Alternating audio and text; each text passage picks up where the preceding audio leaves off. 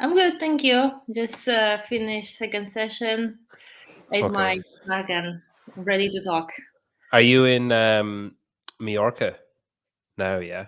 Yeah, Okay. I just realized it's gonna be second year here, and I still can speak Spanish. So it's very embarrassing when someone asks, "Oh, you might speak so well in Spanish now." I'm like, not really." Yeah, but I get it's different though for you because like everyone that you hang around with speaks English and Hmm. trains through English, coaches through English. Whatever. So like, there's no need. Like, I guess it'd be nice to be able to. Well, I assume you can go to a shop or a cafe Yeah, and I say, mean, I "Can I have a can coffee order in Spanish?" something in the Yeah. restaurant or say hello, how are you, and stuff like this, but it's I can't really have a conversation. And it's a real what you said. It's a really great excuse to have. Yeah, I know. Yeah. I'm working on it slowly. I suppose the main thing is you wouldn't if they all disappeared, you wouldn't die because you'd be able to ask for food. You'd be able to Hmm. ask where is the whatever. So like that's all you really need. You don't need to ask someone how their family is. Like it's just survival. That's all you need is survival. Exactly. Yeah. Um. So thanks for doing this. I really appreciate you taking the time out. Um. I've seen is Christoph isn't there now, is he? He's gone home, has he? Hmm. So our deal was that after quarterfinals, we're gonna go to see each other's family. I mean, he went back home to Hungary. I went back to Poland, Hmm. and we were supposed to come back on Sunday. I did Okay. that. I came back here on Sunday, and he called me. Hi, hey babe, I'm gonna stay here a few more days if that's okay. I'm like, okay. So Yeah. he really enjoys being back home. So Have you been home much? I assume you weren't home much, say like in 2020 or whatever, but with COVID and everything. But have you been home much since you moved to Majorca? not really, like a couple of times. I Okay. mean, so when I decided to move on to Mallorca, I didn't really say uh, this, dramatic goodbye and I'm gonna I'm gonna see you in a while, blah blah, because no one really expected the COVID, Yeah. and I was planning to come back in 1 month, and then it turns out to be 7 months, I think, since I came back. So Wow. that was for the first time I haven't seen my friends and family for such a long time. So it was hard, but then basically I'm in the training all the time, and in CrossFit we don't really have this clear off season because Mm. right after games okay, it's few weeks off, and then I had to get ready for Rogue and then for Dubai, so it was really hard to plan travel. But whenever I know I have uh, a deload planned, I'm trying uh, to look on the flight ticket and try to see my family. What I did after quarterfinals, because I have no idea when I'm gonna be able to to travel back home. So I decided, okay, let's do this now, and then we'll see. And you have two like quite young siblings, is that right? Hmm. So my brother is 6. I hope it's right. I'm so bad. And my younger sister is 13. Okay. And do they like? Are they aware of like what you do and how good you are at it? Like, do they follow the sport or are they any Yeah, interest in it? of course. And they even tried CrossFit Kids classes a few Okay. times. And I mean, my sister went through the phase that she was trying to be more active and maybe choosing a sport she's gonna go for. But then she realized she's more like artistic Okay. uh, soul, and yeah, she's really into like drawing and stuff like this. And my brother actually he's getting pretty good in football, so As we'll in see. like soccer, yeah. Soccer, yeah. Okay, but wow. but yeah, like they travel with me for a few competitions in the past, and they are really supportive. And few weeks ago, my brother did a presentation about me Oh in the wow. school. So I have to say, I got really emotional. It was very sweet, and I couldn't believe he chose me to talk to. I mean, he chose me to share in Yeah. his class and talk about me and the CrossFit. So it was really a proud moment. Yeah, that's really cool. God, I don't know Mhm. why I got so emotional when you said that. That's really cool. That's great. So Christoph has been in Hungary, and I've seen him. He's putting up loads of like, it must be like a local coffee roasters or a coffee shop or something that he's going to. Mhm. Um, and I was talking to when I interviewed Joseph. He was saying that he meets you and Christoph regularly for coffee. Is that would you do you drink a lot of coffee? Like, is it a like a treat that you allow yourself, or do you just drink it because you're hanging around with them and they're drinking it? I think I'm quite a big coffee person, but I don't really feel the this caffeine uh, Okay. effect, if that Oh, makes sense. Like I yeah. just drink it because I really like the taste, Yeah. and well, I drink maximum 2 coffees per day, so it's not anything crazy. It's just I really enjoy it, and in Mallorca we are quite lucky because there's a lot of cool coffee shops around, so it's good to have a quick stop between the session and relax a little bit in a coffee shop instead of a really loud gym. Yeah. Yeah. Um, I want to talk to you about podcasts and media and stuff because so I saw you on you've been on Savann's podcast a couple of times.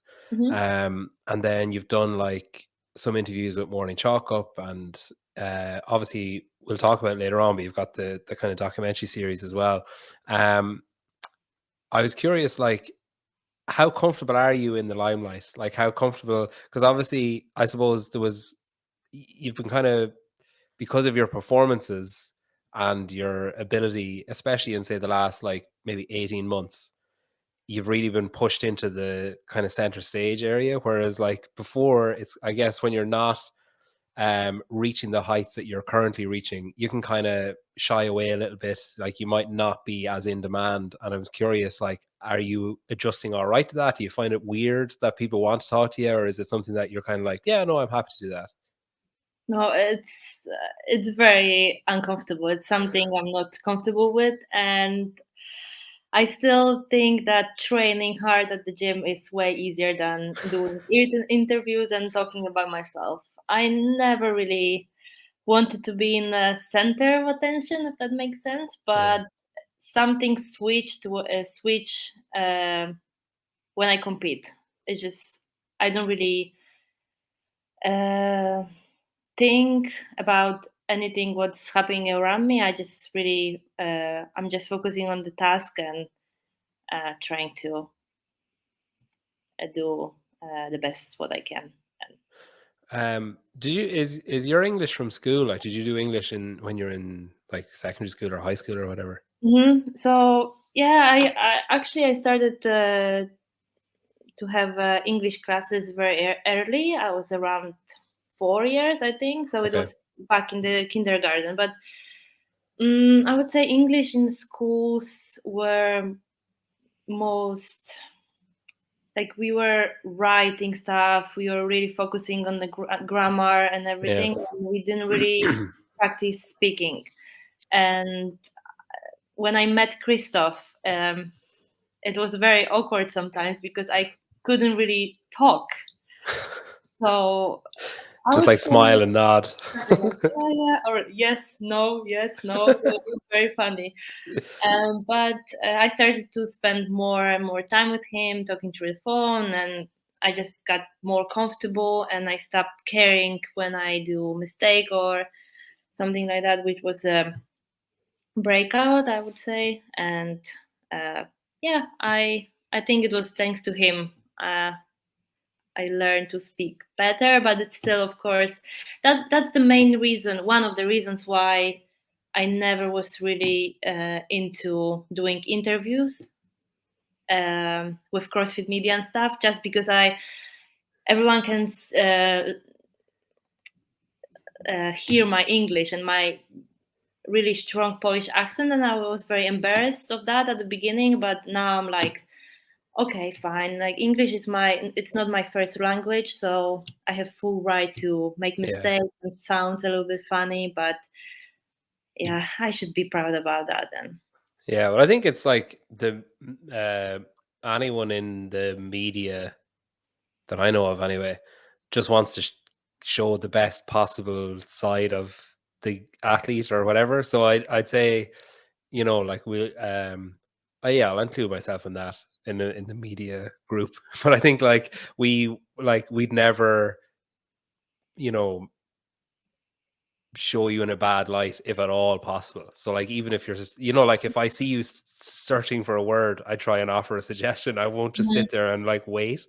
Like I was thinking there's always someone in a worse position. I asked Snorri, we were chatting about like having you on and stuff, and I was like, oh, like what's I was like, is Roman's English podcastable? And he goes, he literally has 3 words. So like however like you think you struggle with English, there's always going to be someone that's worse off somewhere else. I think your English is amazing because it's funny when you say that when you're in school you learned grammar.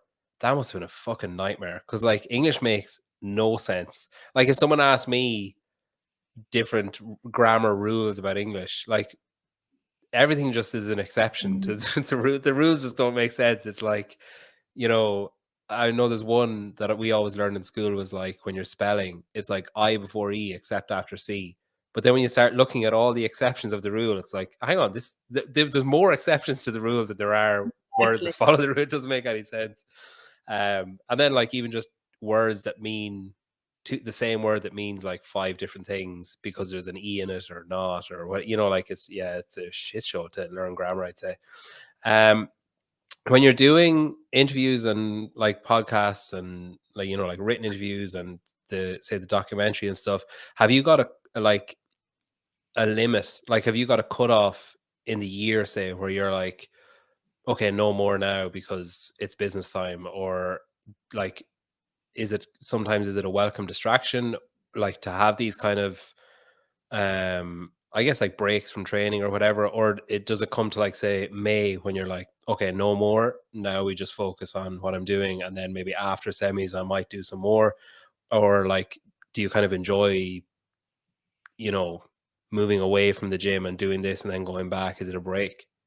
Mm, so actually, I never really thought about that. Like, but I would say uh, I never were in this position before. Like so many people wanted to have a interview with me or something. So I'm just trying to take advantage of that and like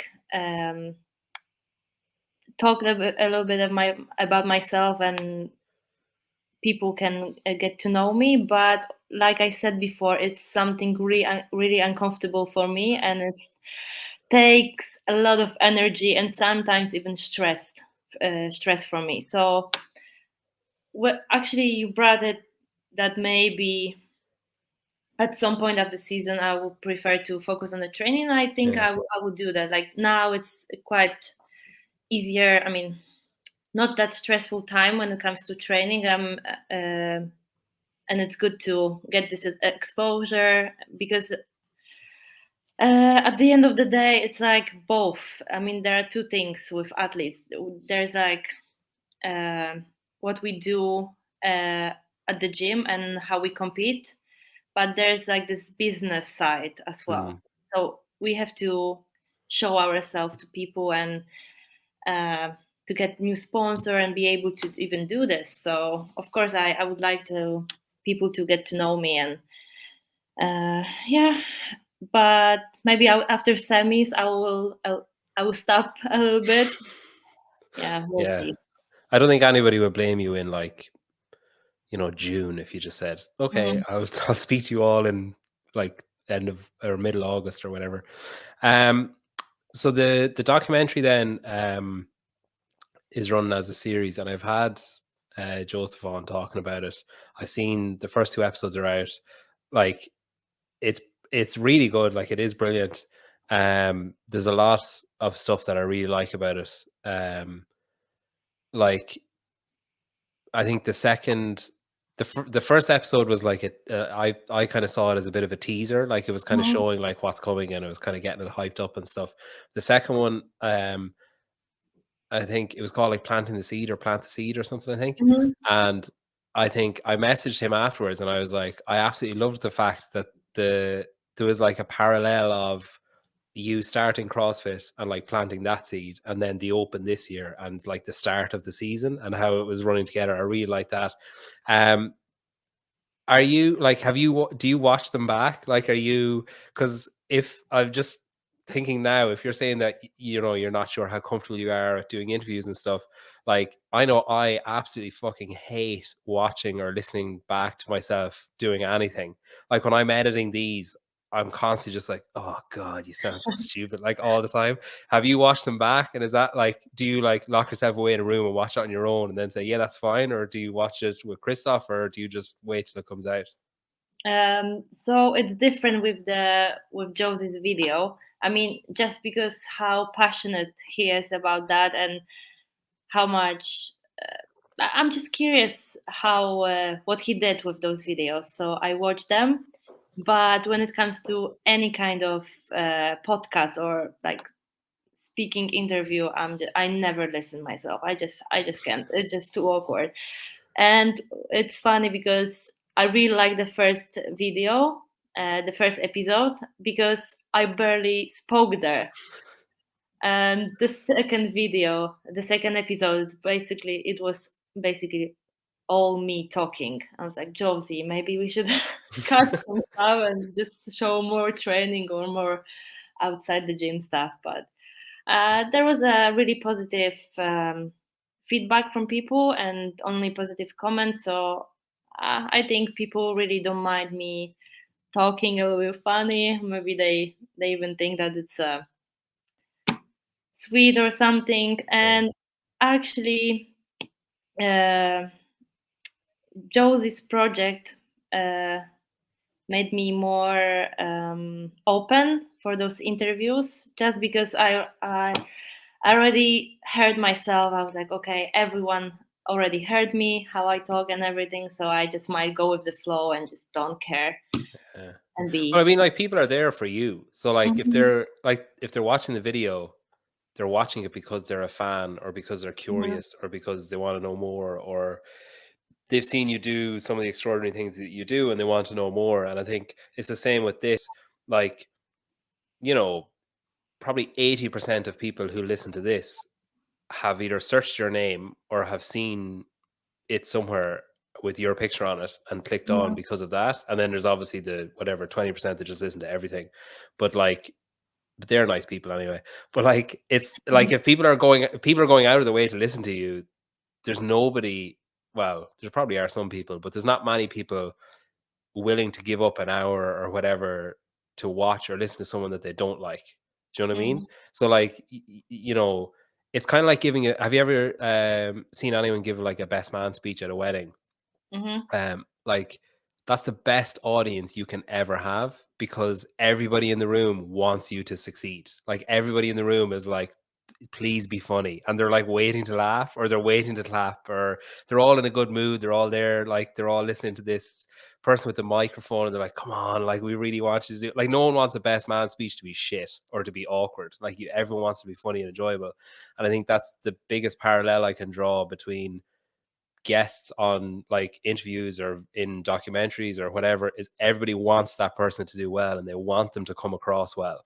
um Unless it's one of those documentaries that's, you know, like about a serial killer or whatever. I don't think people aren't willing them to be successful. But like, yeah, when it comes to athletes, um, tennis then came up in the second episode as your chosen sport when you were younger. Um, I played a bit of tennis, not I doubt to the level that you played it to. Um, but I remember when like we got really into tennis one summer, me and my brother. And my brother's like 4 years older than me, and we got really into it. um, for about like maybe 5 weeks or whatever when we were off school. And then I remember that winter, Dad started like digging up. We had like there was like a forest on our land outside our house. We live on a farm, and he started digging it up and like didn't tell us what he was doing. And then he started like doing loads of stuff with it and never told us what he was doing.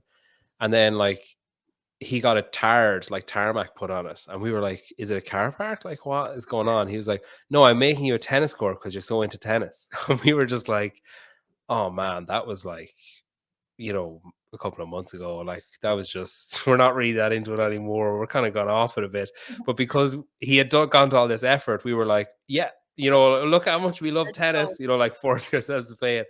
But from my time being slightly below average at tennis, um, and then thinking about how that translates to CrossFit, like I kind of view CrossFit as, and from speaking to different athletes, it's like you against yourself. Like obviously there's other athletes competing, but like you can't control anything they do. You can only control like how how quickly you transition, or how quickly, you recover, or how hard you train in the lead up to the competition to get you ready and stuff. But like tennis, like because there's a racket and a ball, and because the other like competitor, like how they think can affect how you have to play your game, or how they hit the ball can affect how it spins towards you or away from you or whatever. They can, like draw you close to the net, push you back further from the net, that kind of stuff. Like, are there transferables in like, say, the psychology of sport, or like how you approach CrossFit that you took from tennis? Or do you think that, like, am I right in what I'm saying in that they're like just vastly different? No, I think tennis helped me a lot in both ways, physically and mentally. Uh, Mentally, it's so the reason why I haven't succeeded in CrossFit, I mean in tennis, was I just couldn't stand those mind games. It's just like uh, too I was thinking too much about what's going on the other side of the court and what my opponent is doing and how Mm. he's doing and what's going on around me. And so I'm going to explain this because at this like first level, the bottom level of tennis tournaments, and like first round, or I don't know Yeah, how to yeah. explain it, we didn't really have a like official judge. We were basically Oh, judging yeah. by ourselves. Yourselves, yeah. You have to like Exactly, agree if it was in or out or whatever, yeah. exactly. And it was us judging, and also like our parents Okay. on the side. So like I usually travel. I d- I usually travel with no parents. I mean, with parents, with my friend's parents, so no one Yeah. really was with me on the court.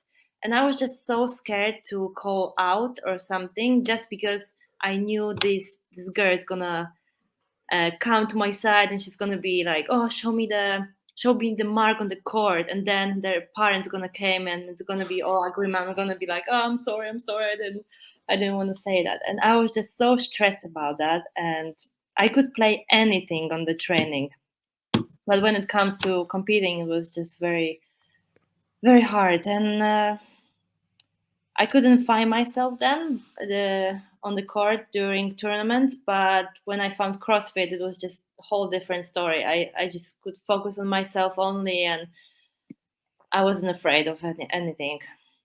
But we did a lot of training outside the courts as well. Like we used to run once a week Mm. in the forest for 90 minutes. It was like trail runs style. We had a lot of endurance training uh, with the group, and I used to train with older kids as well. So I was kind of the youngest one, and older kids were 3 4 years older than me. So I think it was very beneficial, and uh, I got less shy because Okay, yeah. I could barely speak in my own language. it was still like yes, no. And then I saw, okay, kids like me. I'm pretty good at this. I'm very athletic, so I can be more open. Is sport a big thing in your family? Like, are you an outlier when it comes to being athletic and like like you're freakishly strong and fit and be like crazy body awareness? Because like I know I heard Savan ask you about this when he was kind of saying that the most common move is either from like say swimming or like gymnastics or something into CrossFit or weightlifting into CrossFit, and tennis is kind of an odd one. And then for you to be so successful at it is like you obviously have crazy body awareness, you obviously have crazy like you know just strength capacity and endurance capacity. Like, does that run in the family? Are there other athletes like in your family tree? So I'm not aware of any other athlete in my family. Uh, okay, my mom's gonna be really happy if I'm gonna bring this up. So she was really this athletic athletic girl in high school, Yeah. and she always enjoyed sports. And she got pregnant when she was 19, and she always said, "I really wanted to go to this college and follow physical education." Oh yeah. And she always tells that that's why everything, all the emotions and all the stuff came to you, and you are so good at it just because I was thinking about this Yeah. and stuff like this. And I don't know what's the reason. I mean, since I was a kid, since I remember, I always enjoy any kind of sports, and everything came up came to me quite easily when it comes to sports. And I Yeah. always enjoy playing with the boys on PT classes, and of course, like when I came to the gym for the first time to do CrossFit, I didn't get anything. It was just nightmare. I was like, I'm the worst here. I can't do anything. Snatching was a nightmare, and I don't know. It just sounds. It felt really interesting that, and what's the word for it? Like I just really wanted to get better at this. Mm. And I just came back the next day, and I was just staying after class, trying to do my street pull up, to learn how to do keeping pull ups, toes to bar. And few more weeks later, I got all of it. And What year did you start doing CrossFit? um, I heard this 2015 is in my head. Does that sound right or no? yeah, I think it was just before high school, so at the end of 2015, I think. Okay, so it's funny you say like that. It was hard at the start and you couldn't get anything because you have some absolutely astonishing statistics. When you go to your games page, it's basically like essentially 2016, which is a year after, less than a year after. If it was the Mhm. end of 2015, so maybe 6 months after you started CrossFit. So since then, so 2016 to present, you're first in your country. So you were like the couple of years the teenage division, so like 16 and 17, and then 18, 19, 20, 21, 22. You've been first in your country, which is just an insane statistic.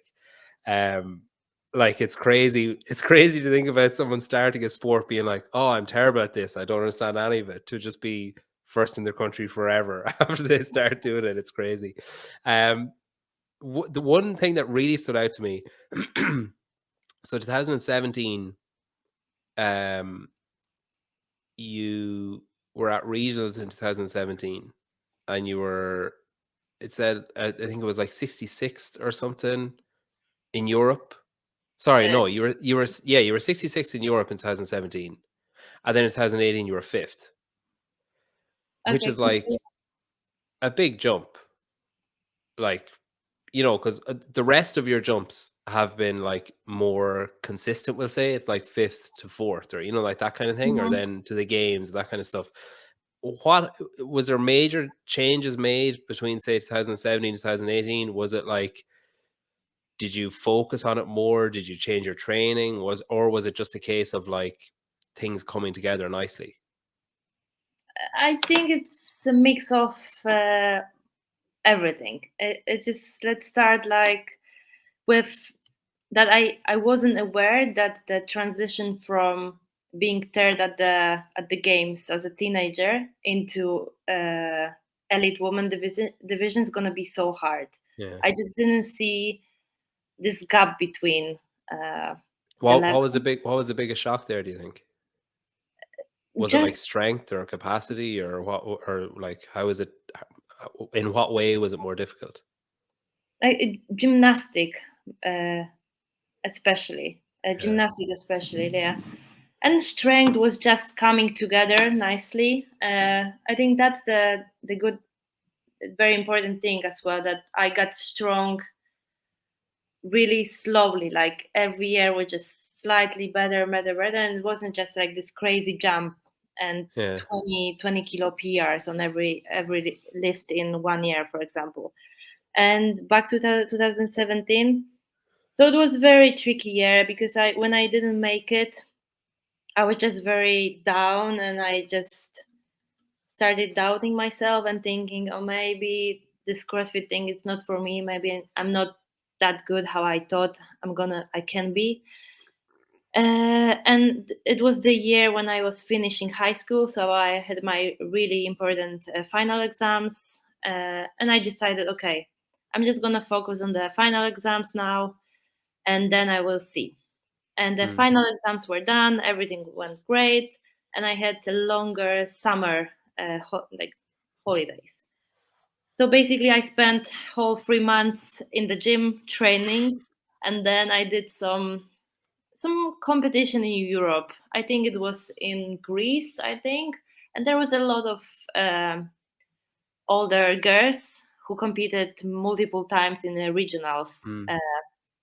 for years, and I won there. And I was like, okay, this 3 months of only training and focusing on recovery and eating really paid off. So let's keep it. Let's keep it. Uh, and of course, my parents expected me to go to the college because it was September and it was time to choose the college and start. And okay, I signed to college with like physical education. Oh, your mother must have been absolutely delighted with that. Yeah. But then I went for the first day there, and I just realized the full day, I mean, the whole day is full of classes, and even Mm. like the not really one which I'm gonna enjoy.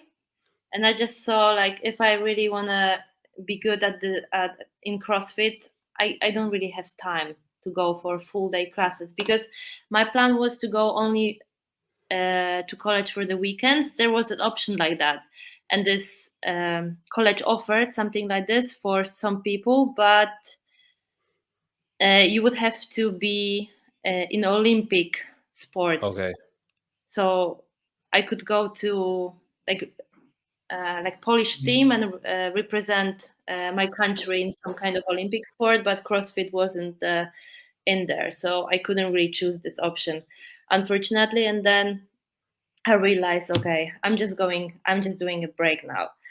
Did you Okay, just do what? Did you actually just do 1 day of yeah. college? And 2 weeks later, or 3 weeks later, I got this official letter that, dear Gabriela, we are expelling you. You got expelled. I'm like, okay. Just for not turning up? Mm-hmm.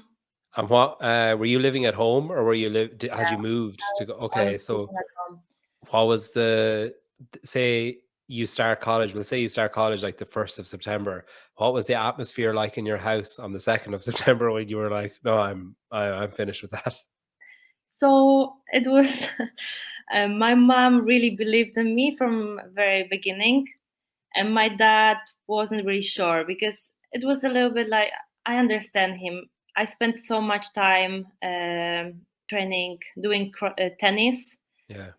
and they paid a lot of money for that training. And all of a sudden, one day, I just decided to. to drop it and follow another sport. And my dad thought that it's going to be the same with this one.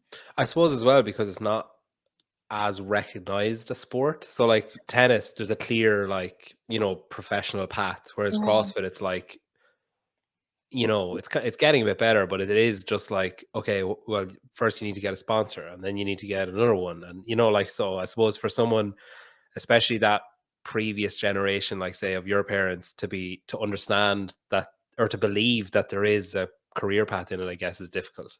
And they were just worried about me. Yeah. Like my dad just wanted me to have a backup plan and just not, like being athlete is very risky and anything can happen. Mm. Uh, but then, of course, they couldn't force me to go to college, and it was already the damage was done. They expelled me, and what could I do? I just focus on the training. They support me through this. When you so on that first day when you went to college and you were like, oh, screw this, like this isn't, it isn't what I thought it was going to be, or it isn't, you know, I won't have enough time or whatever. Like, were you were you communicating those thoughts like to your parents, or were you just kind of saying nothing, and then you like, at what point did you say to your parents like, I'm not sure that like, was it, I'm not sure I'm going to do this, or was it like, I'm finished, I've already decided and I'm just letting you know? No, I was trying to prepare them before because I kind of knew already. Yeah, And yeah. just when I did my final exam that this is not something I want to do. I don't want to go to college now. Um, and I was trying to tell them that, but especially my dad say no, and just um, to like uh, to stop um, to I got confused now. Now to like because my dad was keep pushing me. I just go there, sign, Yeah, and just everything, give and it a just chance and give it, yeah, like to exactly. wait and see kind of, yeah. And for me to be able to train properly and just without my dad telling me about college for another 3 months, I was like, okay, dad, I just signed, and this is the only reason why I sign in, just to keep my dad away and like, okay, dad, I will go. But I knew I'm gonna Yeah. figure it out some. I'd say he probably knew as well. Like he probably Yeah, knew, maybe. especially watching you train so much in the lead up to it. He was like, I know what's coming in when she Yeah, starts. and that year in December, I went to Dubai for the. Uh, I competed in Dubai for the first time, and I was Mm. still like 18, 17, 18. Hmm. Uh, and I finished 12th or 15th, something like that, like in first in top 20. Mm. And there was like really good athletes there, and I think, of course, my whole family came, they supported me, and I think that saw for the first time that okay, I can really be good at this, and since then he supports me 100%, Mm. and yeah. At what point then did like say Nike and that kind of stuff happen? Is that like because that must be, I'm thinking of like, I'm with my dad hat on. I'm thinking like that must be a big relief to, obviously nothing is certain. And like you say, being an athlete is a risky sport. You know, you could get injured, you could, like, anything could happen. But when you sign your first, like, that's a big contract to sign. Like, it's a big deal. Like, even if they weren't paying you anything, it's a big thing to be able to say, like, oh, I'm a Nike athlete, because it kind Hmm. of holds weight. It's like there's a bit of gravitas to it. Like, when that happened, were you kind of like, oh shit, like this is big time? Or were you just kind of like, oh, it doesn't mean anything? It's, you know, like, how did you kind of rationalize that in your head? Mm,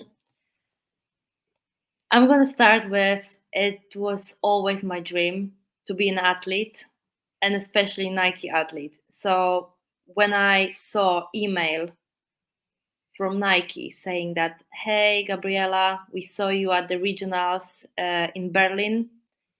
You looked amazing. You did amazing, and we would like to talk about our a possibility to sponsor you. And I was just, is this even real? Like who?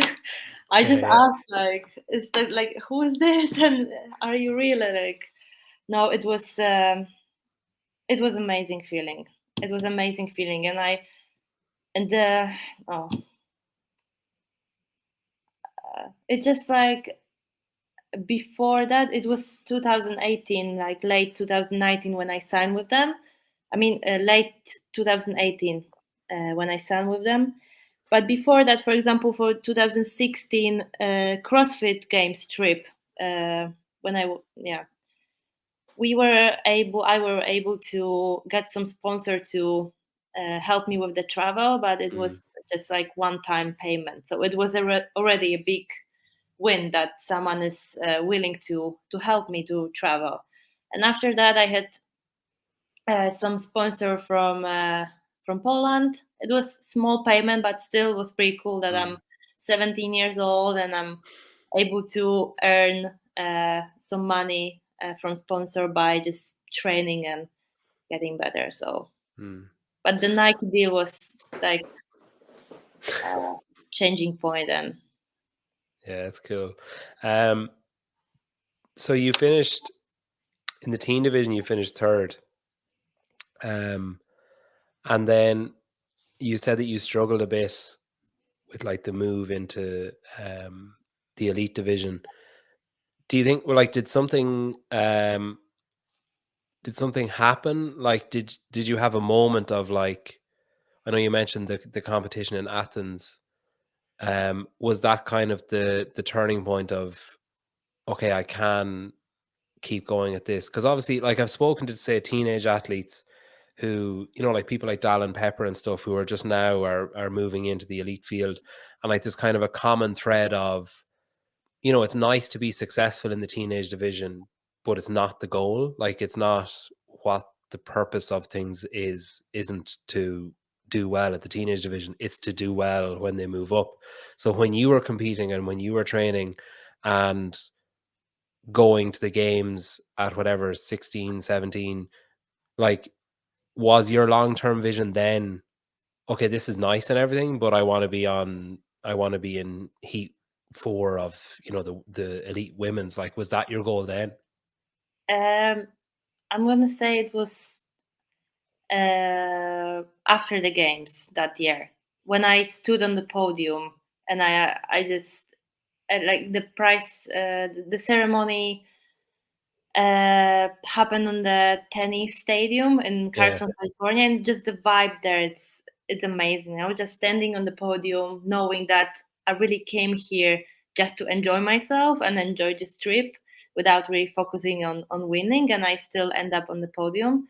So it was a quite big moment, and then I just realized, okay, that's amazing feeling, but I really want to be on top, but on the elite division one Yeah. day.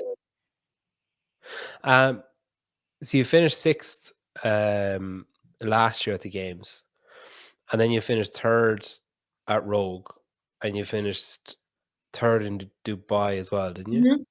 Yeah. Um, so you finished third in Rogue at Rogue, and Laura was a place behind you, and then I guess she got her own back in Dubai, and you finished third, and she was ahead of you. Um, is that like, is finishing, because obviously Rogue was a stacked field because it was like an invite competition, and it was like literally everyone had been to the games and had performed really well at the games, and then Dubai was very similar.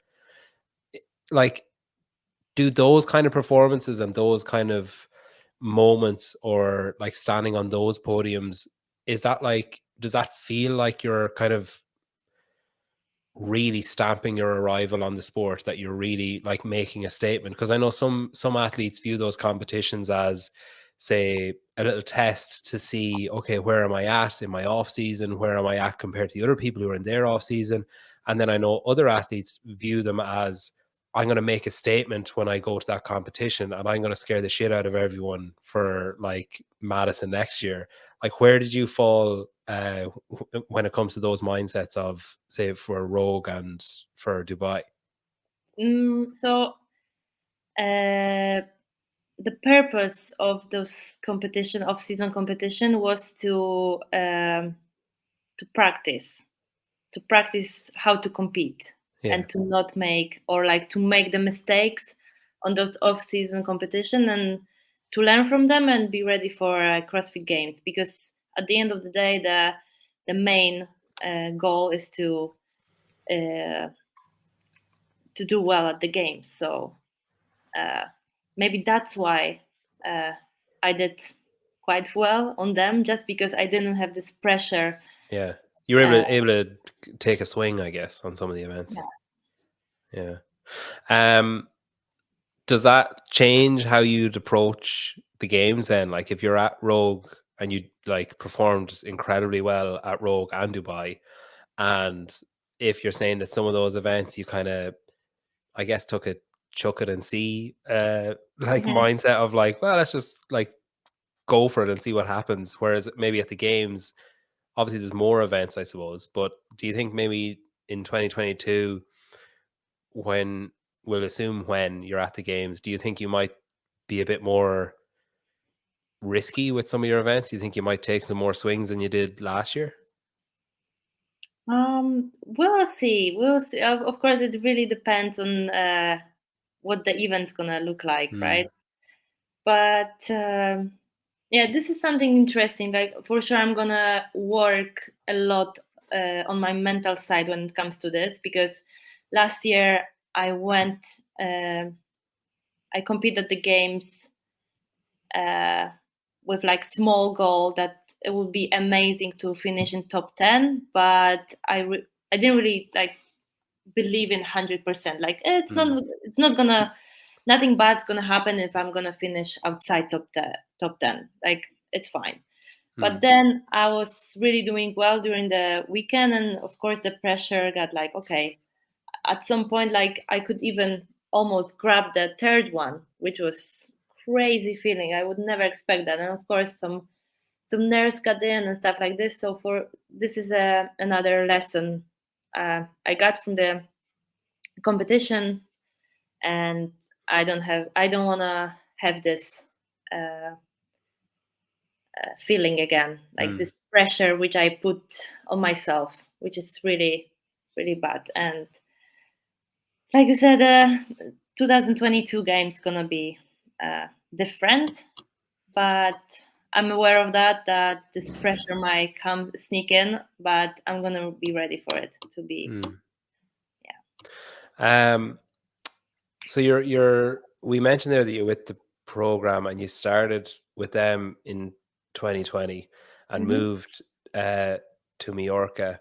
Um, it's obviously like there's a really tight knit community there. There's a really like there's a core group that, you know, I know you do your own training and stuff, and you know you've your own, I guess, individualized types of training or types of programs. And then I know, like, say, Laura visits the island kind of semi regularly, and Adrian is living on the island as well. I know he trains at you guys sometimes. Um, is there, obviously you can be in a competitive environment with elite athletes, but then sometimes, you know, like, does it ever get a bit much? Like, does it ever get a bit uh overly competitive, or does it ever get a bit like, do you ever need to just, you or anyone in it need to just be like, okay, I just need to go and train on my own for like a week because it's just getting a bit intense? Because like, I'm conscious as well that, say, you and Jacqueline train together um regularly and you're friends, but you're also like cutthroat competitors who want to both succeed at the sport, and you can't both win the games. Hmm. I mean, I would be lying if I would say that it's always rainbows and butterflies and nothing bad ever happens. Of course, there is a lot of people training together, so there's a lot of dynamics Mm, going, and sometimes someone has a bad day or something, so there's a lot of emotions. But uh, I think it's very beneficial to train in the group. I mean, since 2022 games, we changed the schedule a little bit. we are just training by ourselves, but we are at the same time at the gym. Okay, yeah. Yeah, and we are doing some session together, like swimming, running, or on Saturday we always hit the CrossFit session together. Mm. So we have a little bit of competing during the week uh, against each other, but also we can focus on our training uh, and our emotions. So we are not competing every day together. So I think it's Mm. healthy way to train. Um, what was it about the program or John that like drew you in, and then what do you think? Because obviously there's been you've had like I guess a kind of a meteoric rise, or you've had a notable improvement in your results and in your performances in the last like couple of years, and that's coincided with like joining the program. So what do you think, what drew you in the first place, and what do you think are the major differences that you've found working with John? I think in general, I just needed more time and more practice in a lot of areas. And the areas when I was struggling with the most, those are the movements and areas when actually the time is the key. Like you can't, skip the training. You just need Mm, volume and everything. But I just think also moving here, and maybe it's gonna sound a little bit selfish, or maybe some people might not understand it. But just because I moved here, I don't really have any distractions. I know this yeah. is super fun island and you can do a lot of stuff, but I'm not doing them. And when I was in Poland, there was always some friend who wanted to meet or who needed something.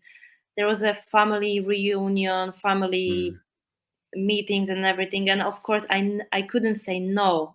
This is my grandparents anniversary or my aunt's birthday, so I was always there, and unfortunately it affected training mm, a little bit. And here I can have this excuse that, okay, I'm sorry grandma, or like, I'm sorry uncle, I can't really just buy a ticket now mm, and fly there. So yeah, being an athlete at this level it's very lonely and it's hard. You have to. I don't like to use word sacrifice, but family is a it's a big sacrifice. mm. Yeah. Um, So you say it's lonely, and obviously you're there with Christoph. Well, like he's not there now, but in general, Mhm. but he obviously has his own training that he's focusing on, and he has his own aspirations, and he's going to semifinals, and he's getting ready for competitions the same way that you are. Is it hard to like switch off? Like, when you come home from the gym, do you just like talk about anything but CrossFit, or like because I know I've heard other people talk about him about that he's very intelligent when it comes to like programming and understanding, like coaching and that kind of stuff. Like, do you ever do you have a rule that like, okay, it's 6 o'clock, we're just not talking about CrossFit anymore. Let's just watch like Netflix or whatever. Or do you allow yourselves to just like chat, like do you draw a line as a couple, I guess, about like that's work and this isn't work? We are trying to do this. It's very hard, of course, because our life is Mm, mostly about CrossFit and around CrossFit. But it's very healthy to do that, just mm, to stop thinking about CrossFit and talking about CrossFit for a little bit. But we don't really have this rule like, okay, it's 6 o'clock, no CrossFit. Of course, like sometimes, and like you said, Christoph is a really smart guy and he's really good coach as well. And sometimes when I have bad day or I'm a little bit upset about how the session went, he's always the one who helps me to get back on track with my thoughts and everything. So sometimes it's needed to kind of get back what happened at the gym and just uh, close it properly. mm, yeah. Do you think that there's a gap when it comes to, like, say, attention or notice as a European athlete compared to if you had the success that you have now but lived in, like, Oklahoma or like New York or whatever? If you were an American athlete, do you think that you'd have the same level of success off the field that you have now, or do you think that as a European athlete it's more difficult? You mean when it comes to exposure? Yeah, like exposure and, like, like sponsorships or recognition, or even just like recognition by the community. I was thinking about this. I think it will be a little bit easier. Yeah. Yeah, it just the CrossFit. It's so much. It's just bigger. I mean, now the European CrossFit is it's getting there, and the sign-ups for the Open went up a lot. But for example, how was it with Poland? Basically, CrossFit came to Poland in 2012. Mm. So compared to to US, it was quite late. And Mm. uh, I heard about CrossFit in 2015, for example, for the first time. Yeah. So yeah, maybe that's the reason as well. Yeah. You mentioned there that you had a goal, kind of. It sounds like it was kind of a loose goal, I suppose, for last year of finishing top 10.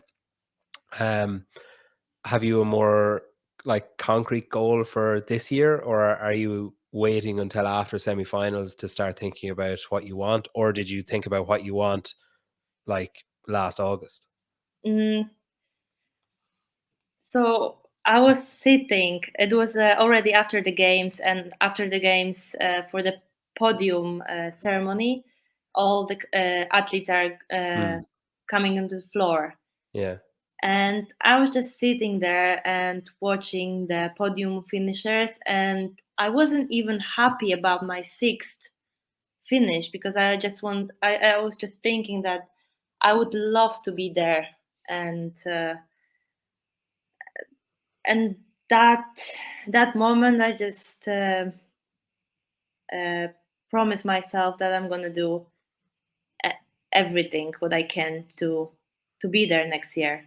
Mm. And of course, there is a mental side of this, and this pressure you are putting on yourself, and other people are putting on yourself on you. But that's why I really need to be careful what I'm saying and thinking, because of course it's very hard to beat my previous season. Like when I think when it was end of the season, I wasn't really looking at this. I was like, oh, okay, it wasn't good enough. But then I was trying to reflect on how last year went, and it was pretty amazing, finishing Yeah. sixth, third at Rock, third at Dubai.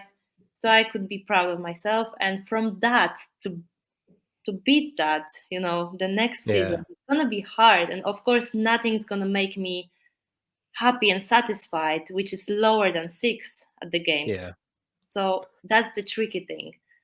And of course, I'm going for the podium, but I don't want to put this pressure on myself. So I just need to believe I can do this, but also be prepared that nothing bad's gonna happen if if I'm Yeah. not gonna be there. If that makes sense, yeah. No, it does. Yeah, because it's Dangerous thinking. yeah, because you're kind of walking. You're on a knife edge, because it's like on one side it's, wow, isn't it amazing? I'm the sixth fittest athlete in the world, and there's people who'd give anything to just go to the games, never mind, or go to semifinals, never mind finish sixth in the world is amazing. But then also you can't, like, when you're an athlete like you and with the mindset you have, you can't just accept sixth either. Like, you always, you want fifth and then fourth and then third.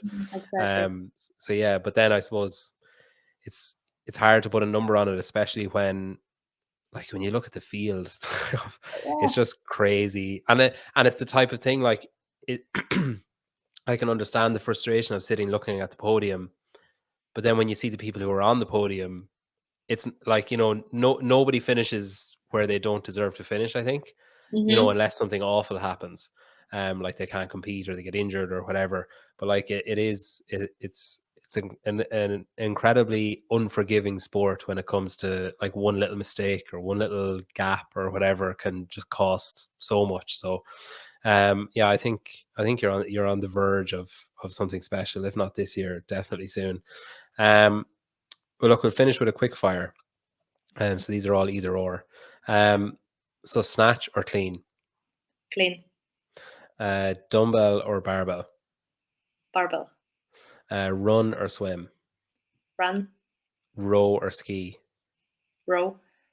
handstand push up or thruster, Thruster. sprint or chipper. Cheaper.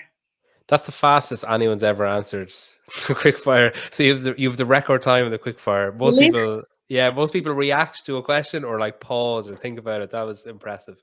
Well, look, thanks again for coming on. I really appreciate you taking the time out. It's been great getting to talk to you. A real privilege. I think you're doing something special, and I think one of the things I always look for when I'm like watching female athletes or speaking to female athletes, I always think like, is this someone that I want my daughter to be exposed to? And I think you definitely fit the mold there. I'd be really proud if she looked up to you. Thank you so much. Um, I That's so think I'm excited to see what you can do this season and beyond the season. I think there's you're basically still a child, so you've got plenty of cool. time left in the sport. So I think you've got great things ahead. Yeah, thanks and best of luck with semifinals and everything after it. Yeah, thank you so much. It was fun, and say hi from me to your daughter. Oh, I will, of course. I will, Mhm. of course. Cool. This is coming out in like 2 weeks, so I'll tag in some stuff when it comes out. But thanks, this was great. Really, really appreciate you coming on. Okay, thank you. And I'm sorry that it took us No, no so problem. No long. It's problem. just like it was always something, or Yeah, uh, no problem. yeah. I just told you how uncomfortable I feel, so that was Yeah, the reason, like yeah. Well, look, you did great. Honestly, that was really good. I think there's lots for the average gym goer to take from that, and then I think a couple of elite level athletes could do it, listen to it as well.